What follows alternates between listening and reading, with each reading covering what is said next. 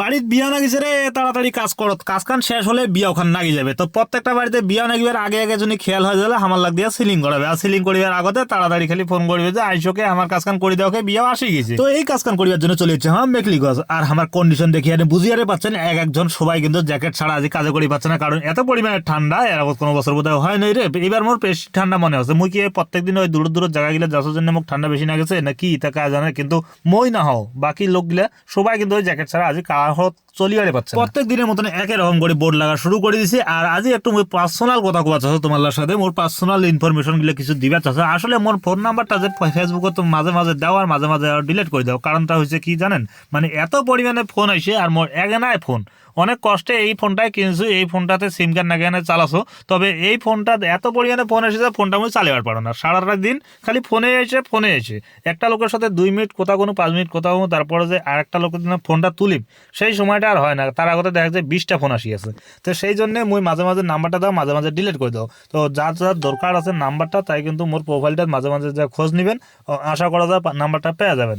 আর একসাথে সবাই যদি ফোন করেন তাহলে কেন করি ফোনগুলো তুলিম না। অনেকে তো রাগ হয়ে ফোন করাই বাদ দিয়ে দিছে, অনেকে কয় বলে তোর ফোন করি না, এত ব্যস্ত ফোনটা আর তুলি না, সেই জন্য ফোনে করো না। আর তো সেই জন্য কোবার চাষা যায় তোমার রাগটা ঘর না ভাইয়া, মুই কিন্তু মানুষ, মুইও একটা মানুষ, কাজ করি খাও আর খাটি খাওয়া মানুষ একটা। আর মোর যদি ফোনটা ওটাতে কোনো দেরি হয় কাউ মনে কিছু নেন না, কারণ অনেকে এরকম আছে যে রাগের ঠেলায় ফোন করা বাদ দিয়ে দিছে। তো তোমরা যদি এরকম করেন তাহলে মুই কেমন করে কাজগুলো করিম কও। যেই লোকগুলোর কাজের কথা দেওয়া আছে সেই লোকগুলোর কাজগুলো সঠিকভাবে তুলিম, তারপরে তো নতুন কাজ নিম না। একসাথে তো সবগুলো কাজে নেওয়ার পরে যদি কাজ করি আর না পড়ে তাহলে কেমন একটা দেখায়। তোমার উদ্দেশ্যে মুই আর একটা কথা কোবার চাচ্ছি, অনেকে আছেন যে কমেন্টও তোমার নাম্বারটা দিয়ে দেন যে এই নাম্বারে যোগাযোগ করো আমার সাথে, আমার বাড়িতে কাজ আছে। আসলে কিন্তু মুই কমেন্ট থেকে কোনো নাম্বারত ফোন করিয়া সময়ই পাও না, এত পরিমাণে ফোন আসি থাকে যে মোর মোবাইলত, সেই নাম্বারগুলো কলগুলো রিসিভ করিম তার সময়টাই কুলায় না। তাহলে কমেন্টের নাম্বারগুলো নিকলি এখানে কেমন করে মুখ কল করিম কও।